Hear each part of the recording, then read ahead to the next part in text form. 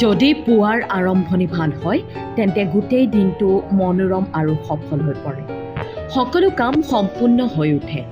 একে সময়তে যদি পুৱা চকুৰ সন্মুখত কোনো অশুভ বস্তু আহি যায় তেন্তে গোটেই দিনটো নষ্ট হৈ যায়।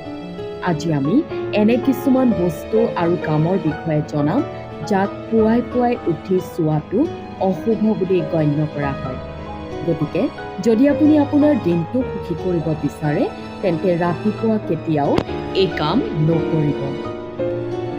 ১ নম্বৰ, আইনা চোৱা। কেতিয়াও পুৱা উঠিয়েই আইনা নাচাব। কিছুমান লোকে পুৱাই উঠি আইনা চাই চুলি ঠিক কৰে, কিন্তু এনেকুৱা কৰিব নালাগে। ইয়াৰ দ্বাৰা নেতিবাচকতা বৃদ্ধি হয়।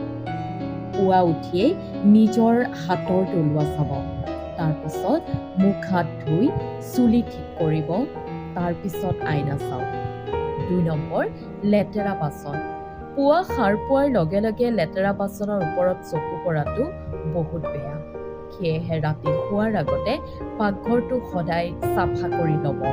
লেতেৰা বাচন চালে ঋণাত্মক শক্তি সংক্ৰমিত হয় আৰু গোটেই দিনটো বেয়া হৈ যায়। ৩ নম্বৰ, বন্ধ ঘড়ী। পুৱা শুই উঠিয়ে বন্ধ ঘড়ী চোৱা ভাল বুলি কোৱা নহয়। সাধাৰণতে ঘৰত বন্ধ ঘড়ী ৰখাটো ডাঙৰ বাস্তুদোষ সৃষ্টি হয়। এনেকুৱা পৰিস্থিতিৰ পৰা বাচি থাকক। যদি হঠাতে ঘড়ী বন্ধ হৈ যায় তেন্তে সেই ঘড়ীটো ওলোটা কৰি ৰাখি থৈ দিয়ক। ৪ নম্বৰ, হিংস্ৰ জীৱ-জন্তুৰ ফটো নাৰাখিব। ঘৰত হিংসাত্মক জন্তুৰ ছবি বা মূৰ্তি ৰাখিবই নালাগে। বাস্তুশাস্ত্ৰৰ মতে হিংসাত্মক জন্তুৰ ছবিয়ে ঘৰখনত অশান্তি আৰু কাজিয়া বৃদ্ধি কৰে। আনহাতে পুৱা পুৱা শুই উঠি এইবোৰত চকু পৰিলে আপোনাৰ গোটেই দিনটো নষ্ট হ'ব পাৰে।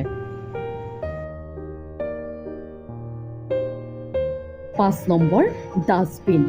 আপুনি ৰাতিপুৱা সাৰ পোৱাৰ লগে লগে ডাষ্টবিন বা আৱৰ্জনাৰ স্তূপ দেখা ভাল নহয়। আপুনি সাৰ পোৱাৰ লগে লগে আপোনাৰ দুয়োখন হাতৰ তলুৱা চোৱাটো খুবেই ভাল।